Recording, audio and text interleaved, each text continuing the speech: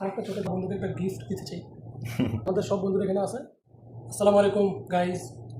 আপনারা জানেন যে আমার বন্ধু একবারে দেশে চলে যেতেছে কয়েকদিন, আর 2 দিন বা 3 দিন বাকি আছে, 3 দিন পরে। তো এরপর আবার হচ্ছে ওর সাথে কবে দেখা হয় না হয় কোনো ঠিক ঠিকানা নাই। সো আমি চাই যে আমাদের বন্ধুত্বের মাঝে একটা যে কোনো ব্যাপারগুলো স্মৃতি হয়ে থাকুক। সো সেই স্মৃতির দিকে লক্ষ্য করে আমি আমার বন্ধুকে একটা গিফট দিতে চাই। ঠিক আছে, আর গিফট হচ্ছে আমি আমার পকেটে করে নিয়ে আসছি। কী হতে পারে বলো? জানি না। ভালো কী হতে পারে? ওকে, লেটস সি।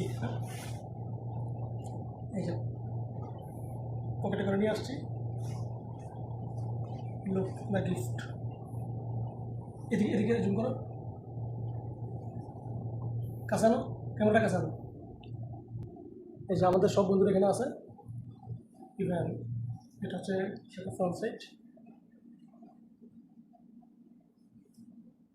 এই গিফটটা আমি আমার বন্ধুকে দিতে চাই, যাতে আমার বন্ধু সবসময় এটা দেখে আমাদের কথা মনে করে, পড়ুক বা না পড়ুক, এটা বাসায় সুন্দর করে সাজায় রাখবে। ঠিক আছে, এটা তোমার জন্য। ধন্যবাদ। আরেকটা ছোটো গিফট আছে।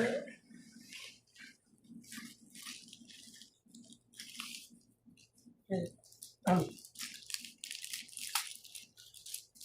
একটা ওয়াচ।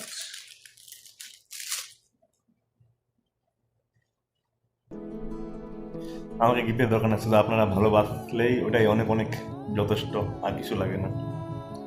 আমার থেকে কান্না এই জন্যে আসছে যে আমি একবারে ছেড়ে চলে যাব, তারপরে সৌদি আরবে আমার 4 বছর হলো, কিন্তু আমার অনেক সঙ্গে লোকের সাথে পরিচয় হয়েছে, কিন্তু মাফি, সালাবুদ্দিন। কিন্তু খুব সুন্দর মানাইছে, ধন্যবাদ।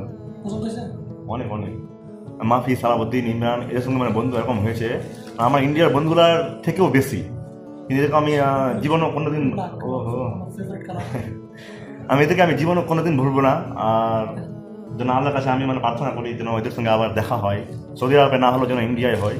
আর আমার আপনার সবাই দোয়া করবেন আমার বন্ধুর জন্য, ওদের বাড়ির ফ্যামিলির জন্য, সবার জন্য, ইমরান, মাফির জন্য, সালাবুদ্দিন ভাইয়ের জন্য, যেন সবাই ভালো থাকে, সুস্থ থাকে। অনেক সময় আমরা কাটাইলাম এদের সঙ্গে, তো খুব ভালো লাগলো। আর গিফটগুলো আমি পাইলাম আমার বন্ধুর কাছ থেকে, অনেক অনেক দোয়া রইলো। তারপর খুব ভালো লাগলো গিফটগুলো পেয়ে, আমার মনের মতো সবগুলাই।